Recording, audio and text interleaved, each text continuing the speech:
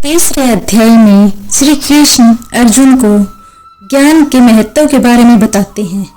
इस पर अर्जुन प्रश्न करते हुए श्री कृष्ण से पूछता है, हे जनार्दन, यदि कर्मों की अपेक्षा ज्ञान आपके श्रेष्ठ मान्य है तो फिर हे केशव, मुझे भयंकर कर्म में क्यों लगाते हैं तथा आप मिले हुए से वचन से मेरी बुद्धि को मोहित से करते हैं। इसलिए उस एक बात को निश्चय करके कहिए कि जिससे मैं कल्याण को प्राप्त हूँ। इस प्रकार अर्जुन के पूछने पर भगवान श्री कृष्ण महाराज बोले, हे निष्पाप अर्जुन, इस लोक में दो प्रकार की निष्ठा मेरे द्वारा पहले कही गई है। ज्ञानियों की ज्ञान योग से, योगियों की निष्काम कर्म योग से, परंतु किसी भी मार्ग के अनुसार कर्मों को स्वरूप से त्यागने की आवश्यकता नहीं है, क्योंकि मनुष्य न तो कर्मों के न करने से निष्कर्मता को प्राप्त होता है और न कर्मों को त्यागने मात्र से भगवत साक्षात रूप सिद्धि को प्राप्त होता है, तथा सर्वथा कर्मों का स्वरूप से त्याग हो भी नहीं सकता, क्योंकि कोई भी पुरुष किसी काल में क्षण मात्र भी बिना कर्म किए नहीं रहता है। निसंदेह सभी पुरुष प्रकृति से उत्पन्न हुए गुणों द्वारा परवश हुए कर्म करते हैं। इसलिए जो मूढ़ बुद्धि पुरुष कर्मेंद्रियों को हठ से रोककर इंद्रियों के भोगों को मन से चिंतन करता रहता है, वह मिथ्याचारी अर्थात दंभी कहा जाता है। और ए अर्जुन, जो पुरुष मन से इंद्रियों को वश में करके अनासक्त हुआ कर्मेंद्रियों से कर्म योग का आचरण करता है, वह श्रेष्ठ है। इसलिए तू शास्त्र विधि से नियत किए हुए स्वधर्म स्वरूप कर्म को कर, क्योंकि कर्म न करने की अपेक्षा कर्म करना श्रेष्ठ है, तथा कर्म न करने से तेरा शरीर निर्वाह भी नहीं सिद्ध होगा। हे अर्जुन, बंधन के भय से भी कर्मों का त्याग करना योग्य नहीं है, क्योंकि यज्ञ अर्थात विष्णु के निमित्त किए हुए कर्म के सिवा अन्य कर्म में लगा हुआ ही यह मनुष्य कर्म द्वारा बनता है। इसलिए हे अर्जुन, आसक्ति से रहित हुआ उस परमेश्वर के निमित्त कर्म का भली प्रकार आचरण कर। कर्म न करने से तू पाप को भी प्राप्त होगा, क्योंकि प्रजापति ब्रह्मा ने कल्प के आदि में यज्ञ सहित प्रजा को रचकर कहा कि इस यज्ञ द्वारा तुम लोग बुद्धि को प्राप्त हो, और यह यज्ञ तुम लोगों को इच्छित कामनाओं के देने वाला होवे, तथा तुम लोग इस यज्ञ द्वारा देवताओं की उन्नति करो और वे देवता लोग तुम लोगों की उन्नति करें। इस प्रकार आपस में कर्तव्य समझकर उन्नति करते हुए परम कल्याण को प्राप्त होगे, तथा यज्ञ द्वारा बढ़ाए हुए देवता लोग तुम्हारे लिए बिना मांगे ही प्रिय भोगों को देंगे। उनके द्वारा दिए हुए भोगों को जो पुरुष इनके लिए बिना दिए ही भोगता है, वह निश्चय चोर है। कारण कि यज्ञ से शेष हुए अन्न को खाने वाले श्रेष्ठ पुरुष सब पापों से छूटते हैं, और जो पापी लोग अपने शरीर पोषण के लिए ही पकाते हैं, वे तो पाप को ही खाते हैं, क्योंकि संपूर्ण प्राणी अन्न से उत्पन्न होते हैं, और अन्न की उत्पत्ति वृष्टि से होती है, तथा वृष्टि यज्ञ से होती है, और वह यज्ञ कर्मों से उत्पन्न होने वाला है, तथा उस कर्म को तू वेद से उत्पन्न हुआ जान, और वेद अविनाशी परमात्मा से उत्पन्न हुआ है।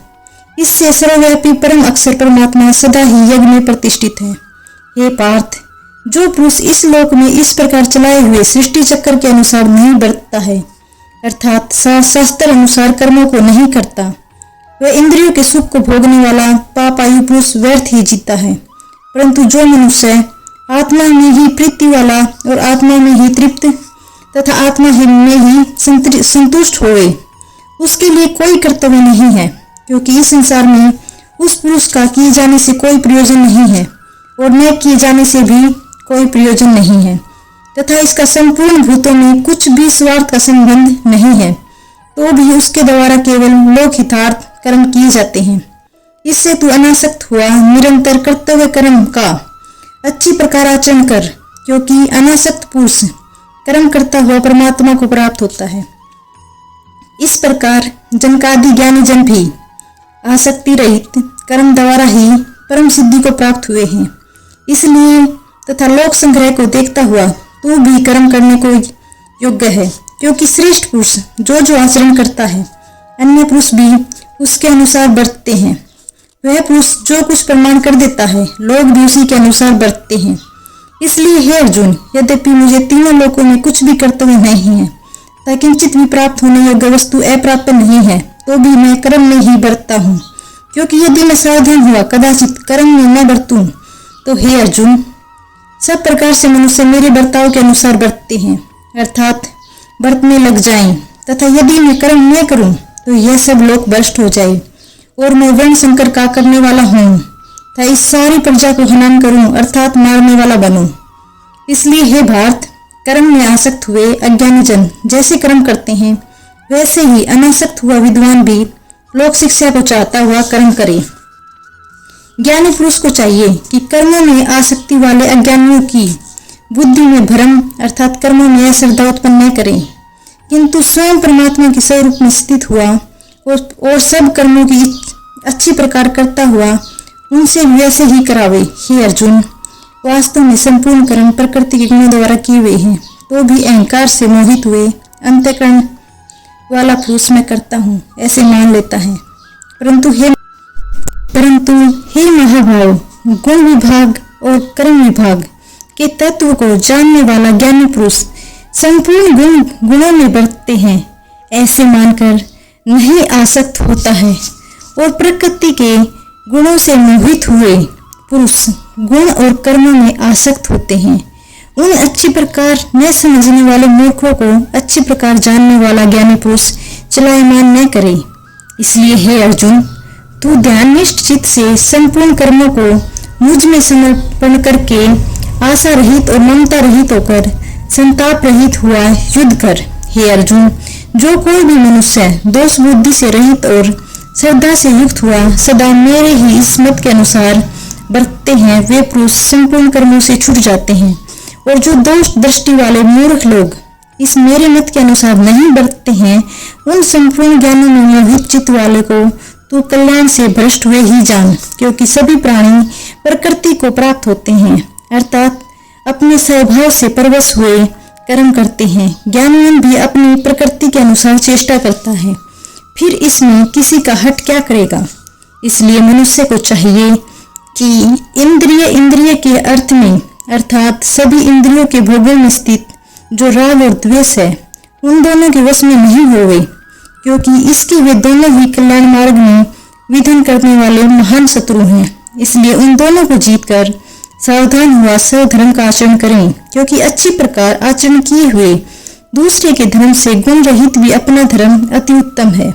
अपने धर्म में मरना भी कल्याणकारक है और दूसरे का धर्म भय देने वाला है। इस पर अर्जुन ने पूछा कि हे कृष्ण, फिर यह पुरुष बलात्कार से लगाए हुए के सदृश न चाहता हुआ भी किससे प्रेरा हुआ पाप का आचरण करता है।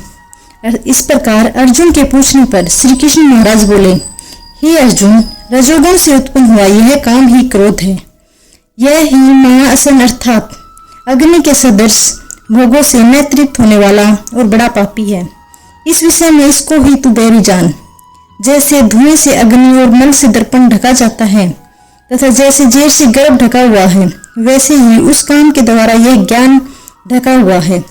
और ए अर्जुन, इस अग्नि सदृश न पूर्ण होने वाले काम रूप ज्ञानियों के नित्य बैरी से ज्ञान ढका हुआ है। इंद्रियां, मन और बुद्धि इस काम के वासस्थान कहे जाते हैं, और यह काम इन मन, बुद्धि और इंद्रियों द्वारा ही ज्ञान को आच्छादित करके इस जीवात्मा को मोहित करता है। इसलिए हे अर्जुन, तू पहले इंद्रियों को वश में करके ज्ञान और विज्ञान के नाश करने वाले इस काम पापी को निश्चय पूर्वक मार।